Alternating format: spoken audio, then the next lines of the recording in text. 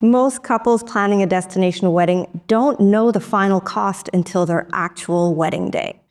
How do you figure out taxes? What's the cost for extra guests? Are the vendors included? What exactly is included in the package, and what will you have to pay extra for? That's what we're here to talk about today. Hi, I'm Lisa Wright from Hola Weddings, co-founder and owner, and I'm here with Miriam Juarez. Miriam? Hey guys, my name is Miriam. I am a wedding specialist here at Hola Weddings. I have about 8-9 years of experience approximately. I've lived in the area, so I do have plenty of knowledge that I'd love to share with you guys. All right, so let's get on with the show.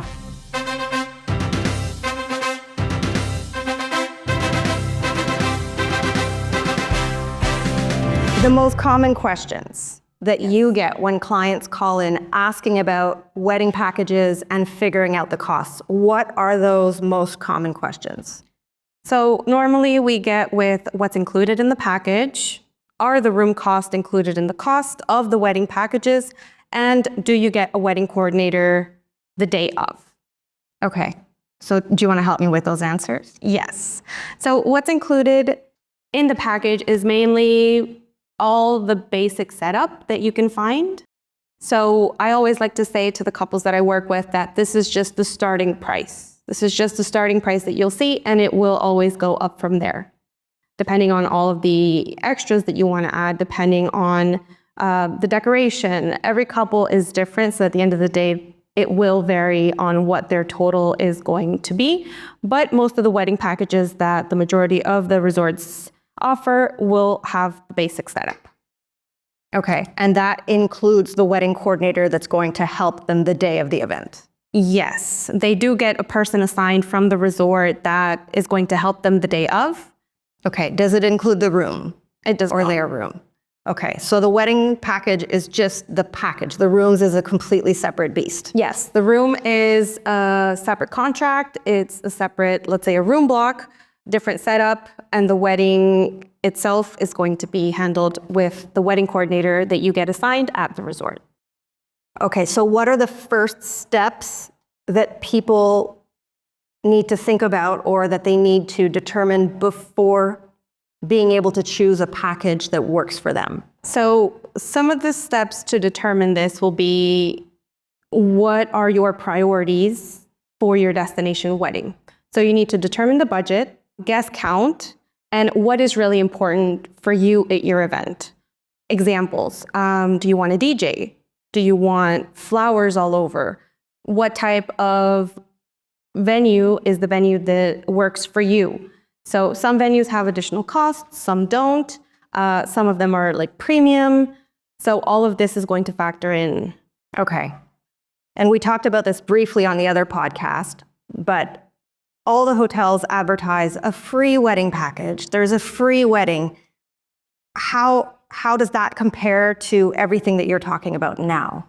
Free wedding packages are a bit tricky because at the end of the day, the free wedding packages have specific terms and conditions that are not always listed. For example, the timing. A lot of the free wedding packages, let's say, are being held at 11 a.m. versus a wedding package that is being purchased will be at 5 p.m. or will have one of the prime times. It also only has basic inclusions, for example, the ceremony and the chairs. So if you want to follow up with a cocktail or a reception, that's going to have an additional cost. So it does have very specific terms and conditions that a lot of people are not aware of. Okay. And they think that they are getting just the package that is for sale for free, which is not the case. Okay. And can you help people if they actually do want this free package for free? What sort of groups or weddings do you recommend this to? I would recommend this to elopements, to very small weddings, like let's say 10 people, or they just have their very, very close family. Would it work for a vow renewal? Yeah, of course, definitely. A vow renewal, all of these ceremonies that don't have a lot of production. Okay, and can you help guide people if this is really what they're looking for and they call you and they say, hey, Miriam, I really want a free package. I'm coming with 10 people and I want a simple ceremony, oceanside. I'm not really fussed about the day or the time. Can you help them figure out what resort would work for that? Yes. First of all, their checklist. I mean, your guys' checklist is going to be very important so that we help narrow down the hundreds of resorts that are in the area. And some hotels offer this package, some don't. So we're going to be able to help you and guide you to find that one that fits best. Okay. And for the clients or the guests, the wedding couples rather, that are looking for the full deal. So they want like more traditionally the ceremony, the cocktail hour, the reception, so more of a party. Like you said, there's the base package. What do those base packages include? So you talked about they're going to add on decor and they're going to add on florals, but what does that include normally? Normally, it's basic setup such as chairs, tables. I mean, what's necessary to host the event. Let's say white linen. That's pretty much it. I mean, you have the ceremony, you have a cocktail table with white cloths, and you have the reception, you have the food, and you have, let's say, the open bar, which is part of that package. But now personalizing your event is what's going to be the difference in pricing. Okay, but the events themselves, so ceremony is, let's say, a half an hour, cocktail hour is pretty self-explanatory, and then reception, is it 3 hours that's included? Is it more? It's normally 3 hours, but it does vary per hotel. It's also very important to read very carefully the inclusions that every package listed has, because if it doesn't have that one specific word, it's not included. An example, if this package is for 50 people, including the wedding couple. So now you know that you need to have 48 guests. So if you're a wedding couple that's getting a package for 40 people, but you think you're going to have 50 or maybe 60, how do you figure out that extra cost for those extra people? Well, a lot of the packages, that's a great question. A lot of the packages do not include this information. We are able to get this information from the wedding teams because we have a really good connection with them. So we're able to provide this. And for the packages that do have this extra pricing included, it is normally plus tax. So let's say it's $100 per person extra additional from what the package is including. That extra person price is always going to be plus tax. So that's important to consider. And one of the hacks that we can share with you guys is to keep the children, because the children do have a lower cost, keep the children as additional instead of adults. So an example, if you have 50 adults, you have 10 children, you can pay extra for the 10 children, and that will be a lower price. Okay.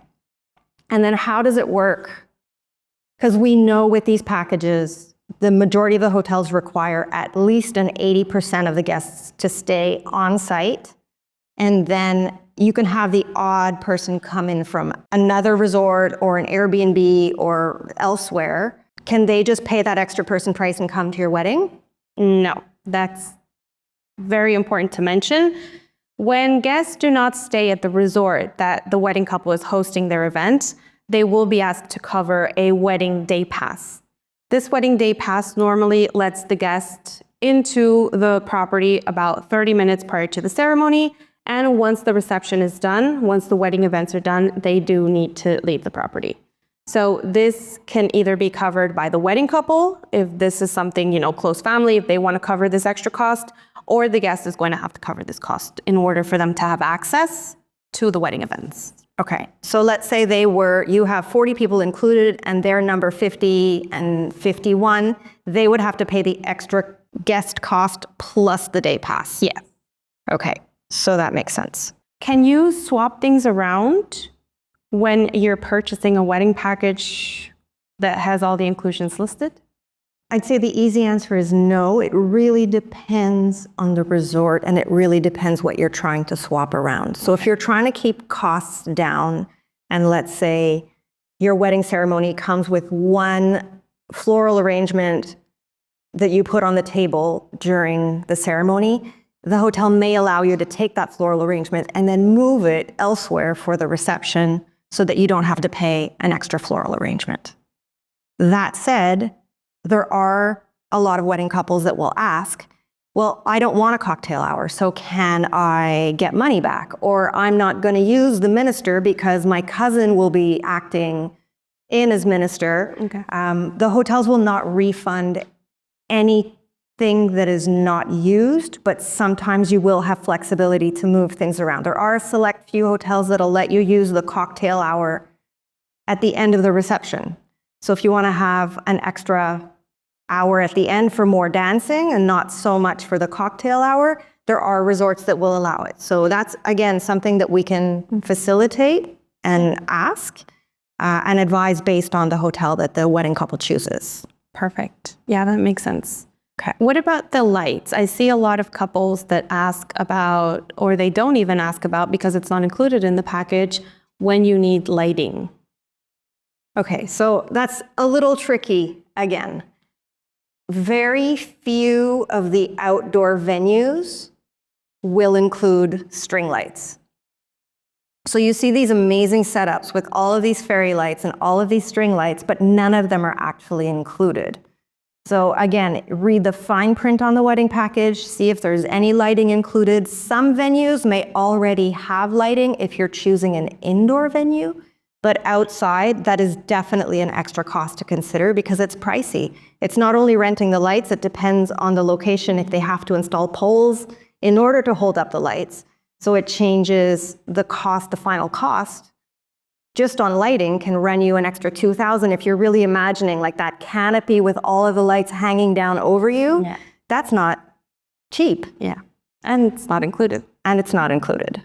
Okay. Well, now that you mentioned that, what about the vendors? What can you tell me about vendors? So the hotel has their preferred vendors. Okay. Again, you need to determine what your priorities are, and it can get a little tricky because if you bring in a vendor that is not the hotel preferred vendor, they will charge an outside vendor fee. So let's say you say, listen, I found this photographer that is so much less expensive, so they're going to come to the resort to help us the day of the wedding, but then the resort could charge you, there's some resorts that charge $800 or $1,000 for that person to set foot. Yeah. And then there are some resorts that require them to have a specific type of insurance. So even though you could be saving on that vendor, you might not end up saving on that vendor. Yeah. So you really need to check that out and figure out what's going to be most cost effective for you in terms of the vendors that you want to use. So what if I have, let's say, a friend photographer, or my best friend is a photographer and she'll be attending, but she'll also be, bring someone along with her. How does that work? If you decide to pay your friend or pay their accommodation, it's completely up to you. Most hotels will allow you to bring your vendors in as long as they stay a minimum of 3 nights as a guest. Okay. So there are certain exceptions to this. If it's anything that involves AV, where there's electrical connections, they don't want to take on that risk. But let's say your bestie is a hair and makeup artist, or your cousin is a photographer, or you have someone that wants to step in as the minister, then you don't have to pay a vendor fee if they're staying as part of your group. Okay. Well, that's awesome. It's a nice workaround. Yeah. Okay, so talking about vendors, what are other hacks you can share? What are other ways that guests can save for their big event? So your Pinterest board for inspiration might have these incredible floral setups, but when you actually start looking at the cost, it might be really, really costly because those setups that you've chosen include flowers that need to be imported into the country that you're going to. So if you're going to Mexico and you're choosing flowers that are available in Holland, it'll definitely increase the cost. So you can share that Pinterest board with your wedding coordinator and ask them to replace those florals with local flowers, and that'll bring the cost down by a lot. Yeah. And another thing to consider is you don't necessarily need a $300 centerpiece on 10 tables, especially when you're in a beautiful location with such an impressive backdrop like the ocean or the jungle. You can maybe just do greenery or just do little votives. Yeah. At the end of the day, I don't think people are going to be going home talking about your centerpieces. They're going to be going home talking about how cool it was to have a destination wedding and what an incredible experience it was to spend 3 or 4 days in that location. Yeah. And it's very important, something that you mentioned. I think sharing your inspiration with the wedding coordinator is going to help you a lot because a lot of people they want to recreate what they see, knowing that there are a lot of ways that you can save on it. Yes. If you share this with someone that is helping you out, that can share costs, that can get you to save in some type of way, that's going to be super important so that you get what you want, what you envision, but at a lower cost. Yes.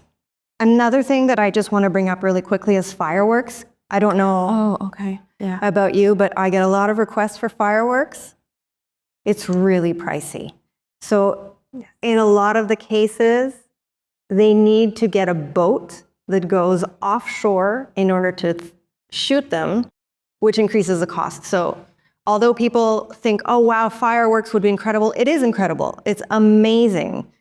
But it could be $2,000 or $3,000 just for those fireworks.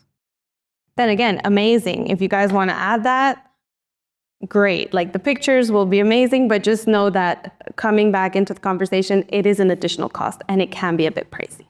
So what I would do instead is opt for cold fireworks.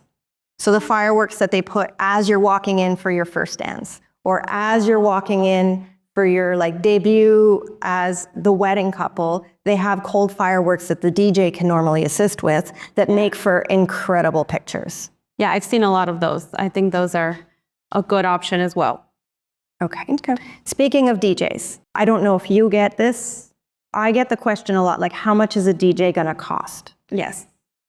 Is there a clear-cut answer to that? There is not a clear-cut answer. I always like to say to my couples that it depends, again, on what you would like to have. So an example, you are going to be presented with the vendor from that hotel, the DJ vendor from that hotel, and this person is going to share with you packages that they offer. So they're going to have, an example, a basic package, a full package, and a package in between.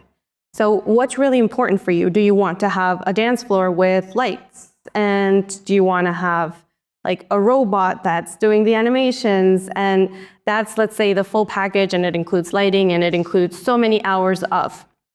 But if this isn't what you're aiming for and you just want to hear good music, you just want to have a couple of lights, then maybe you should go with the basic package. But it all depends on what you want, on what you're looking for, and just how long you want to have it.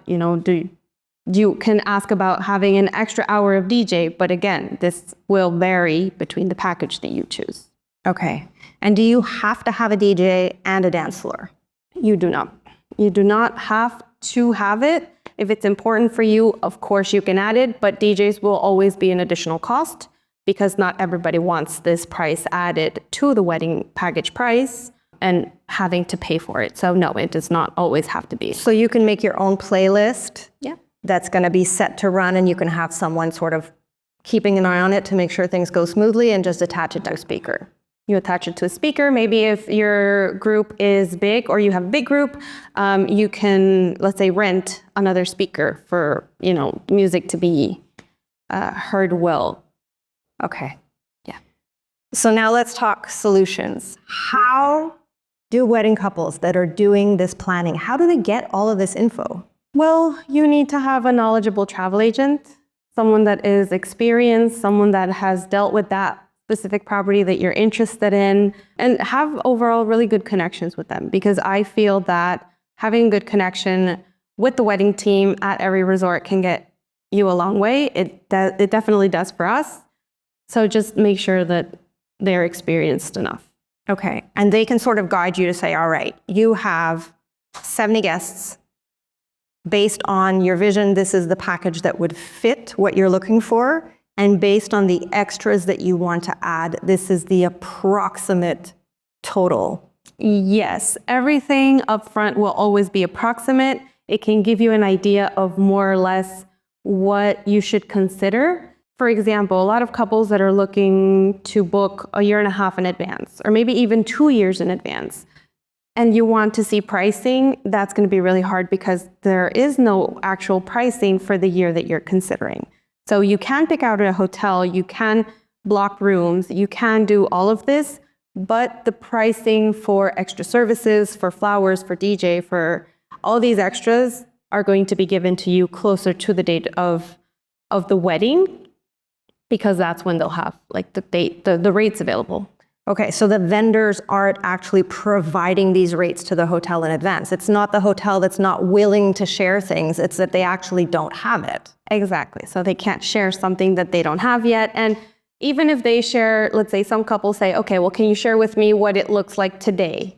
But it's going to be a lot different when you get it, and they don't want you to be upset or not have the expected budget for when you're actually going to arrive. Okay, so we can do an approximate total, and then you have to figure out a padding of 10, 15%, and then go from there. All right, so do you have a wedding that you can think of where the wedding couples were able to save on the extras, and how do they do that?